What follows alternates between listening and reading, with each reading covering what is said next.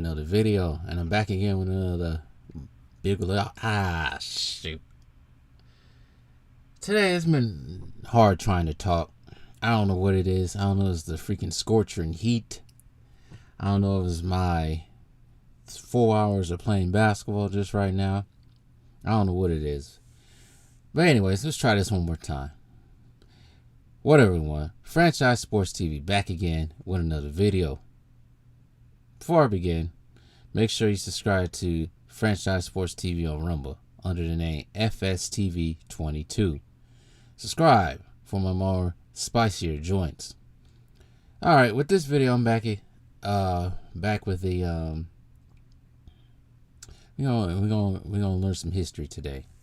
And I've been meaning to talk about this. I know he just recently retired in the last, let's say, 8 to 10 years, but we gotta talk about Ray Allen. I've been wanting to talk about him for the longest time. Some of us might consider him being one of the best shooting guards of all time.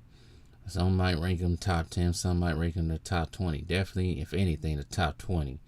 I think everybody knows Ray Allen is just the shooter that saved LeBron, or the shooter that was the throne of his title. I think it's the title of most three-pointers made. I think it was, which has recently been taken from him by Stephen Curry. I think some people, and I think some people now forget about Ray Allen when it comes to him having that title. And some people do think Steph Curry's a better shooter. But let me tell you, in Ray Allen's younger days, he was a dog. So let me begin.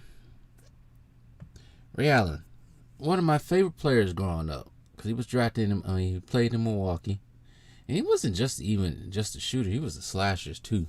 He can get to the basket with his moves, but people forget about that because people only see from probably Boston and to Miami his last couple of years. But anyways, let me begin. Ray Allen was born on July 20th, 1979. 75, not 79, 75. I don't know why I said 79. In Merced, California. Belonged to a military family that's moved from place to place to place. I think he lived in Germany, Suffolk, England, Oklahoma, California, and on the Air Force Base. He is considered to be in school a outcast because apparently in his years of living in England, he caught I don't know if this is possible. I guess it could be possible if you live amongst these people. Live amongst the British for a long time. He developed sort of a almost British accent, and the kids kind of picked on him for that. But using his natural ability, athletic gifts, and hard work, because that's one thing about Ray Allen people to know, but he's a very hard worker too. He developed a love for the game, and he excelled in not just basketball, every sport that he played in, and he got lucky enough to catch a growth spurt. And by the age of 15, he joined the Hillcrest High School Hillcrest High School varsity team and led them to their first state championship, which kind of exposed him to college scouts and also put the NBA on notice. Do remember, at this time, you actually can leave high school and go to college. He was high school teammates with future Major League Baseball player Terrell Wade. He got offers from University of Kentucky, but he ended up accepting an offer from UConn. Put UConn basically somewhat on the map during his 3 years. They played from 1993 to 96, coming off the bench.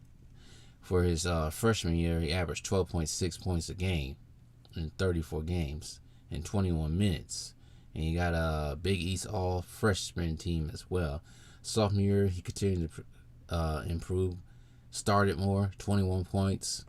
And junior year, his last year there, he averaged 23.4 points. And his time there, either UConn was either a number 1 seed or a number 2 seed, but they would always lose and to either a better seed or to a worse seed. I think his last year there, I think they lost to a 5th seed. I think it was Oklahoma. I could be wrong. But they never got a chance to get to a title. That didn't happen until after Ray Allen left with Richard Hamilton in 1999 when they got their first championship. But Ray Allen decided to declare for the draft. We all know who was in that draft in 96. He left UConn at 1,922 points, ranked 5th all-time, a career average of 19.0, 4th all-time, and his three-point field goal percentage was 44.8, was first. I think it might be still first now. And he scored 818 points as a junior, the 3rd highest season total in UConn history, still now. So he was named honorary captain of the 25-member UConn All-Century basketball team as well in 2001. The number is retired with UConn as of 2019, number 34. And he graduated recently, as of May, with UConn with a bachelor's degree in general studies. But let's get to the NBA. So he was drafted 5th overall by Minnesota, right? But he was immediately traded to the Milwaukee Bucks with Andrew Lane for Stephon Marbury, who was the 4th pick in that draft. He ended up signing a 3-year, $6.2 million contract with the Bucks and made his debut on November 1st, playing 28 minutes and scoring 13 points as a rookie in a win against fellow rookie Allen Iverson, who also played in Georgetown in the Big East as well. He had a decent rookie season. He was named NBA All-Rookie Team. I think they drafted him to become the primary star eventually in the future. Also, he competed in the slam dunk contest that year. I think Kobe ended up winning that. But his second season, he started all 82 games, 29 points, including 6 3-pointers, which the 76ers, which will be kind of their nemesis when Ray Allen was on the Bucks. We'll get to that. Set a new career high previously that he had, but 29, I think it was his rookie year. Put it up to 35 against the Knicks, but they will miss the playoffs. But they will get to the playoffs in the lockout season after he signed a 6-year, $70 million extension, making him the highest paid player in franchise history. In his first appearance at the playoffs, they got a 7th seed, but they were swept by the Indiana Pacers. Allen averaging 22.3 points per game. In the following season, he recorded a career high of 13 assists. Damn. I think that's still as high to this day, but he scored 36 points and grabbed 8 rebounds. That next season after that, he would receive his first All-Star game as well, scoring all these points when he had 14 points. And he led the Bucks in scoring in the regular season and postseason as well. Now, the 2000 and 2001 season. This season doesn't hurt as much as it did before, but we all know that season the Bucks, well, some of us Bucks fans, they started at 3-9. It was a catastrophe. People wanted George Karl, who was the coach at the time, gone. But the Bucks would pick up their bootstraps, became one of the best offensive teams in the 2001 season, also one of the best defensive teams as well, and made themselves a 2nd seed at 52-30. Also, Ray Allen during this year won his first 3-point shootout during the All-Star weekend. Bucks would rummage through the Orlando Magic, the 7th seed Orlando Magic, go through a thrilling 7-game series with the Charlotte Hornets, and oh my goodness, I already talked about this already, the Eastern Conference Finals with them and the 76ers. That went back and forth, was a dogfight, even though I think some refs had some hand in that. Ray Allen would score 41 points, a playoff career high in Game 6 victory over the Sixers, but they were losing 7.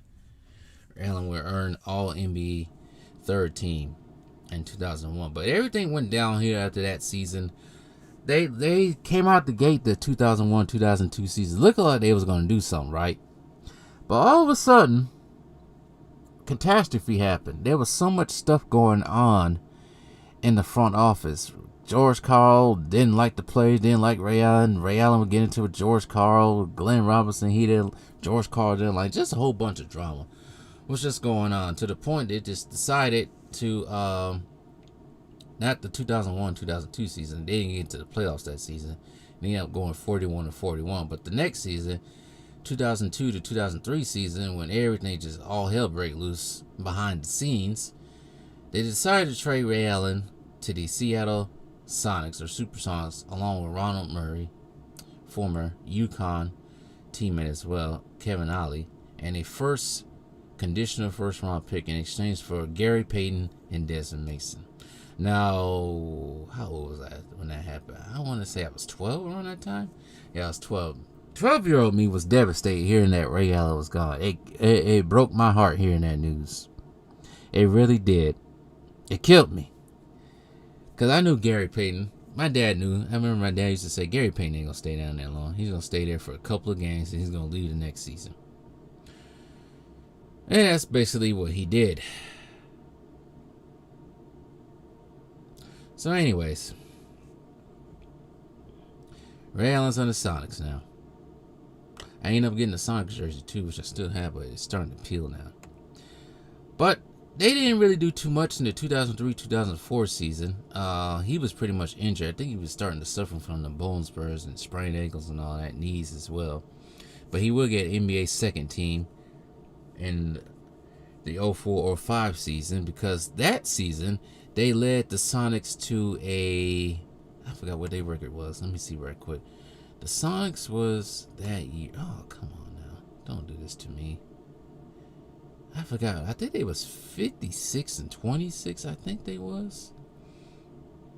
I do not remember. They're not letting me see. Let's see here. I don't know what it was. I'm trying to make this quick.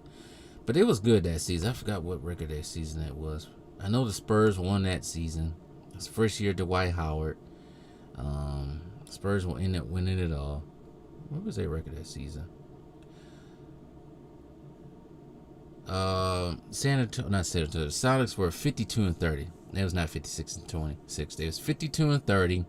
There was a third seed playing the Sacramento Kings. They were bull rushed to the Sacramento Kings, but would run into the juggernaut, which was the San Antonio Spurs, which was actually the second seed that year in the West.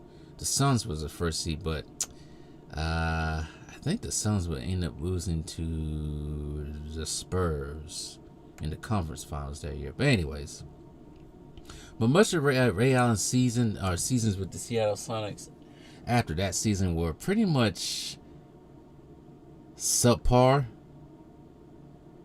They just wasn't good. And he was always injured as well. In the 2005 offseason, he was signed a 5-year, $85 million contract with the Sonics. On 2006, he became the 97th player in NBA history to score 15,000 points. On April 7, 2006, Allen moved into the second place on the All-NBA list of three-point field goals made, trailing only Reggie Miller. And also, about a week later, he broke Dennis Scott's 10-year-old NBA record for three-point field goals made in the season in a game against the Denver Nuggets. That record has now been broken by Stephen Curry.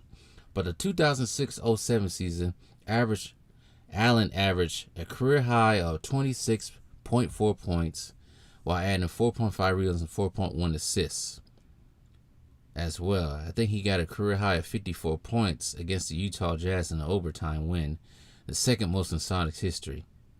But like I said, the injuries came around. He had surgery on both ankles, and I think he had something dealing with bone spurs as well. And he missed the rest of that season. But we all know what happens next. In the offseason, 2007 offseason,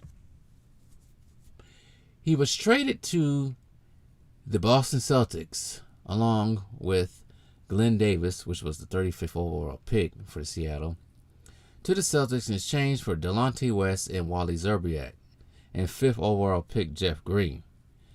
And as we all know, the story goes, the Boston would create the big three with Kevin Garnett and Paul Pierce. Ray Allen changed the number from 34 to number 20 because, Paul Pierce already had that number. But Ray Allen, the 4th of November 2007, passed 17,000 points with his first of 2 3-pointers in overtime and a victory against the Toronto Raptors. Also second the game winner. Let's move along. I don't want to spend too much time here. Spend too much time. Now, I forgot about this even happening, but in the 2008 All-Star Game in New Orleans, many people speculate, I hate to bring his name up, many people speculated that the All-Star MVP award, many analysts and TNT commentators, many fans as well, thought the MVP award should have went to Ray Allen. Now that I think about it, I actually watched this All-Star game. I thought Ray Allen was going to get it, because he scored 14 points in a stretch of 2 minutes and 30 seconds in the fourth quarter to seal the win for the East team. But guess who they gave it to? No other than your boy LeBron James. But anyways, Ray Allen will have the last laugh. I think Ray Allen had a lot of last laughs when it comes to him going against LeBron James. But anyways, he was honored as the third best of the 20 greatest players in franchise history for the Milwaukee Bucks on their 40th anniversary team in 2008. Couldn't attend the award ceremony because they was playing against the New Orleans Hornets when he was on the Celtics. As we all know, the end result of the 2007-2008 season, Ray Allen and the Boston Celtics will win the NBA championship, first of 2 for Ray Allen. But Ray Allen's whole Boston Celtics career ended not where it should have been. We're just moving along a little bit. As we all know what happened with that. They was trying for the last couple of years after that championship, it was rumored that they was trying to trade him, trying to get rid of him. And eventually to the point after the 2012 season, Ray Allen said, I had enough, and decided to sign with the Miami Heat. Also, there's rumors that, actually, I don't think it was rumors. I think somebody came out and said this really did happen, that he was swinging fists with Rajon Rondo in the locker room. So, but anyways, after that 7 games to Miami Heat in the 2012 Eastern Conference Finals, decided to sign with the Miami Heat. And he really did want to stay with the Boston Celtics. He was seeking a 3-year, $24 million contract, where the Celtics was offering 2 years, $12 million. He said that was nah. He didn't want that, and he did not want a bench role either. And he did, like I said, he did not like Rondo. So he ended up signing a 2-year, $6 million deal with the Miami Heat, which is less. Would that be less? Yeah, that was pretty much less than what the Celtics was giving him. But I guess, anyways, I think he was going to go to the bench anyway, but I just didn't think he wanted to deal with Rondo. His first season with Miami averaged 10.9 points a game, made 88.6% of his free throws while playing 25 minutes. While playing the game against the Bucks in Game 3 of the first round of the playoffs, he made his 322nd career three-pointer in the playoffs, which broke Reggie Miller's record for the most three-pointers made in playoff history. He also returned to wearing 34, joining the Heat. But as we all know, the height of Ray Allen's Miami Heat tenure was the Game 6 against the San Antonio Spurs. The Heat was trailing by 3 points. We all know what happens. Chris Bosh tips the ball to Ray Allen, and he hits that 3 in the corner with 5.2 seconds left in the fourth quarter of the first forced overtime. And it was pretty much a wrap for the San Antonio Spurs in Game 6.